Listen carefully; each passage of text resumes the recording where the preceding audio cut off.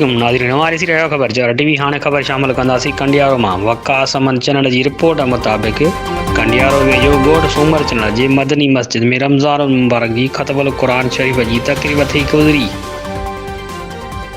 तक़रीब में ॻोठ ऐं आसपास जे रहवासियुनि वॾे अंग में शिरकत कई। तक़रीब में ख़तमुल क़ुरान पूरे कंदड़ अलामा मौलाना हाफ़िज़ मज़हर अली बुरड़ो ताहिरीअ जी ख़िदमत में मस्जिद जे मुतवलिन ऐं ॻोठाणनि पारां 1,51,016 वॻनि जी मुबारकबाद पेश कई वई। तक़रीब में महिमान ख़ासि अलामा मौलाना ख़लीफ़ा मोहम्मद असलम राजपर ताहिरी ख़िताब कंदे लैलतुल क़द्र जे बरकतनि ऐं रहमतनि जे बारे में बयानु कयो ऐं चयो त रमज़ान मुबारक रहमतनि वारो महीनो आहे। हिन महीने में असांखे वध खां वधि अलाह ताला खे राज़ी करण लाइ इबादत कई वञे, ग़रीबनि जो ख़्यालु कयो वञे ऐं भलारे महीने बैदि बि नेकिन ऐं भलाईअ जो रस्तो अख़्तियार करणु घुरिजे ऐं अलाह वारनि जी सोबत अख़्तियार कयो।